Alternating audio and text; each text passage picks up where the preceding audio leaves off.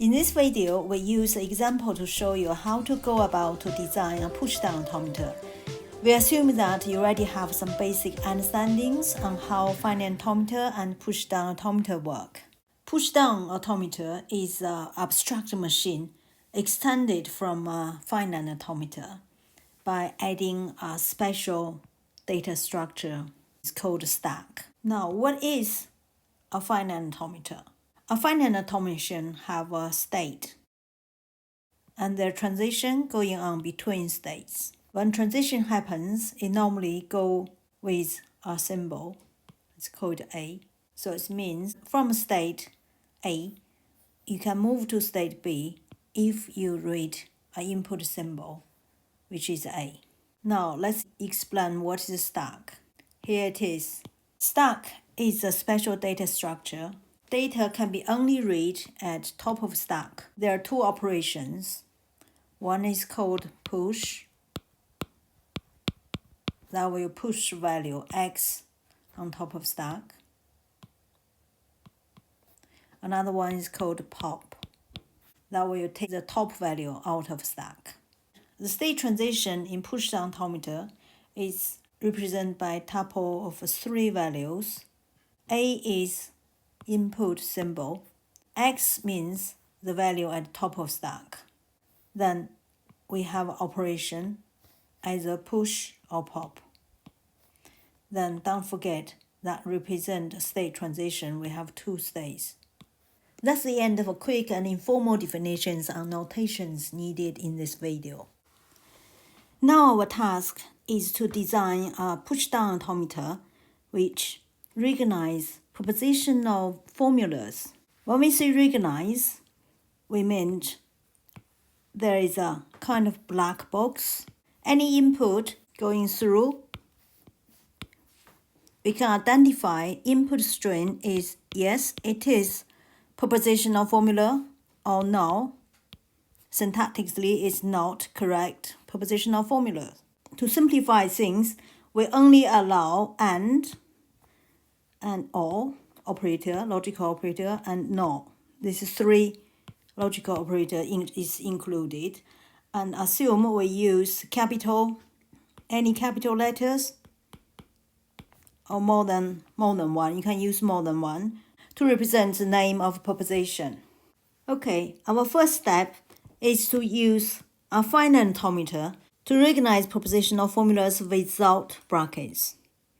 Okay, without brackets, our job is to recognize the proposition name that are correct, which is a string of capital letters, and in between those names, you should have a operator, and you also allow to have a negation, not A, not B, and not anything, with a name. We just want to recognize one or more letters from A to Z, to represent name, and you can finish anytime. So here we have more loop. That's our start state. For this finite automata, so far, they can accept all the proposition names. Now, we need to add operators, which is at the end of name, you would be able to add operator and or. Right? This is the end position, the end of name. Okay, we just say if you gave me and or all, I will be able to go back to search for another name. So that's the name. S1 is position beginning of name, so I go back to search another name. And how about not A? Not is always before your proposition name. So the transition should be added at the very beginning, which is this, not. Let's call it S3. Okay. After receive not, should followed by a name, A to Z. Again, from S3, you accept one or more. That is a solution which accepts all the propositions without brackets. Now, our second step is to extend current FA is this one to a push-down automation, which can check brackets, make sure brackets all paired up. From find automata to push-down automata, we need to add our operation, put a value on top of stack. So you can imagine our stack is here. I put $mark there to mark that is empty. Now we should ask ourselves, where is the position I should add transition to deal with open brackets? Let me give you an example. Assume you have A and B, and I have open brackets, closing brackets here. Yeah, so this is the position. You can add open brackets, and you can't add here, can you? So adding brackets here is wrong. Yeah, totally wrong. Beginning of a proposition name is a place you can add open brackets. I have a transition, loop back. I'm going to explain why I loop back. This is for adding, when you see an open brackets, I don't check value at the top of stack, but I do need to run a operation, which is push a value. Let's call, I push the value of open brackets there.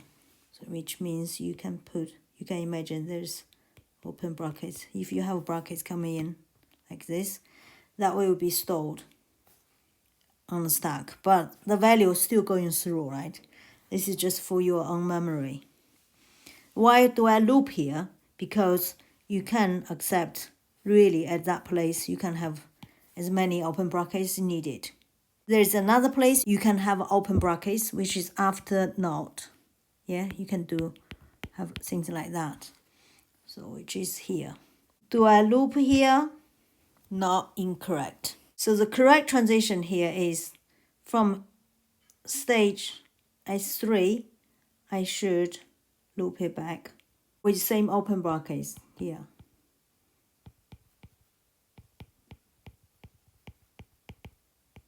Now, need to deal with closing brackets. Firstly, we need to decide where is the place you're allowed to have closing brackets. Of course, you can't have a closing bracket at the beginning of the letter, right?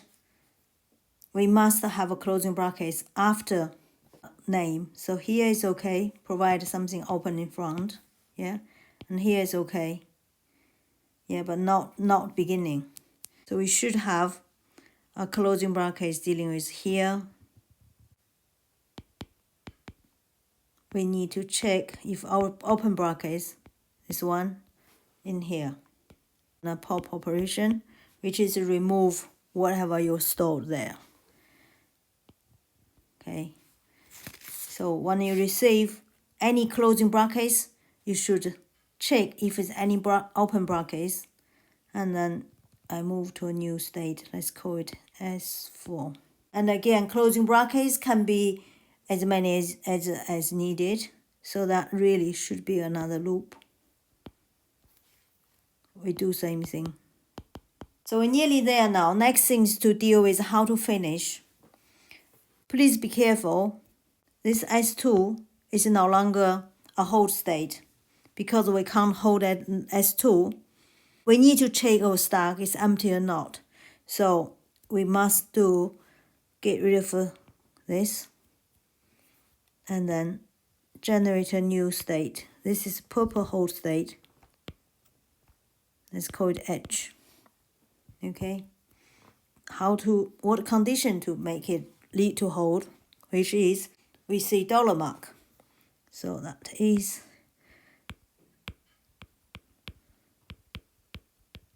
another finishing point is you might have A or B and close brackets. You stop here, yeah? So this is the end point. This is the end of string rather than the end of name. So which is here? Which is here? This position. What we need is the transition going out from here, lead to finishing. What do we need for this transition? It's the same as another one, which is checking empty stack. The final thing we need is from the state S4, we might have another operator followed by. I give you an example. A, brackets, and then have and or. This is a situation you have a closing brackets followed by an operator. That is here, we're in this stage. S4 is the place you are at the end of brackets. What we need here is a transition, similar thing as what this transition does. What we need is, from S4, we should have a transition to deal with and or, same as we done here. So we should, from here, lead to the beginning. So two endpoint, one is S2. So let me just write down here, S2 and S4 to represent end of name, proposition name, okay? And S1 is beginning, is start of name. That is the solution. Finally, let's clear up the board. We do some testing. Some good examples. A, maybe not A or B. Things like that. This is without brackets. Not A and B. Here, maybe or C. See, I have another brackets here and go the end. A is easy. We run, this is our stack. Here we come down, run, push, $, so $ is in. And then we go A, come down through this transition, and we end of string now, so we check here, check $, and we got $, here, which means our stack is empty, no problem. Then we end. Try not A or B. We start it again, same process, do the $ business, and then we go not, so it's not, and A, and now or, go this, come here, and then B, come down here, and we reach the end here, finish again. We didn't even touch stack, and the $ will pop up. Now, next example, we got two nested brackets. We start from not. Again, we have a $ mark at beginning. Then we run not, here. Then we have open brackets. $, will be down here, and that brackets, push in. We're reading here, reading this first one. So you save one value there. And now when you move down to next brackets, we're running this loop. Second one is going this one. Then one more value pushed down. Next, we move to A, which will be this transition, A, then O, B.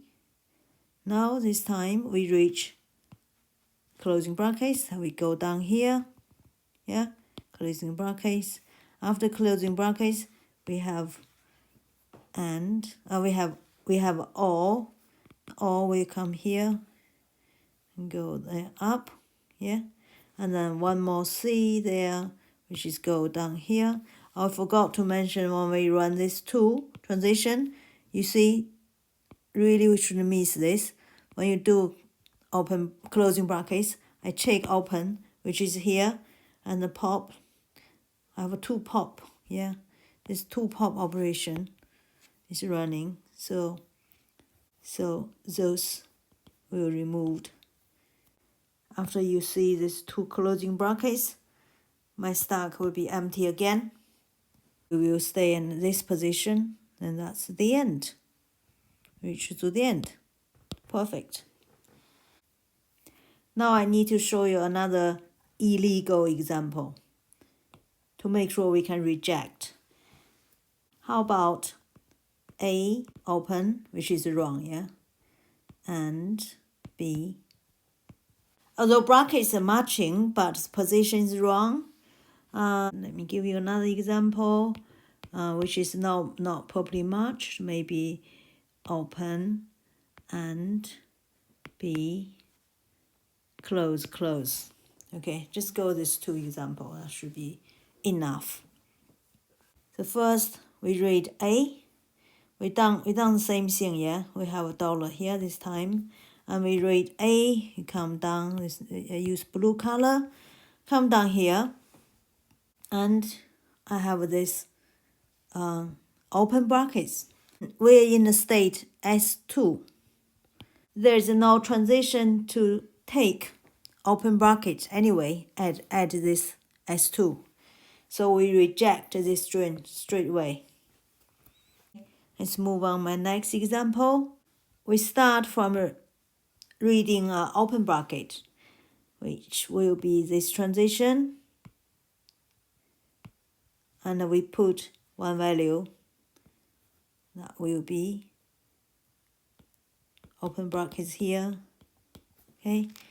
And then next we read A. We come down this way. Reading A, and we move to S2. From S2 we have and, that's good. We go back to S1. That's all so far so good. And we have B again. Now we go to S2. We are here again.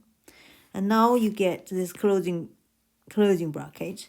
We move down to S4. Yeah, we run this. And this time we say we will check if that is on top of stack. That's okay. At the moment we have this here. And then we run pop operation. After pop operation, this will be gone. Dollar will be here. So we're at this position at the moment. The next thing we move to this spare closing brackets. And then we will find only transition you can run is this loop. But it asks for have a open brackets here at the top of stack. We're checking if top stack, if you got open brackets, not. But we don't have at the time. Our stack is already empty. Okay, so we stuck here. These two examples show you we can successfully reject illegal strings as well as accept all the legal strings. That is the purpose of our pushdown automata. We must accept anything which is legal, and we must reject anything is illegal. Hope it makes sense to you. Thank you for watching and welcome your feedback.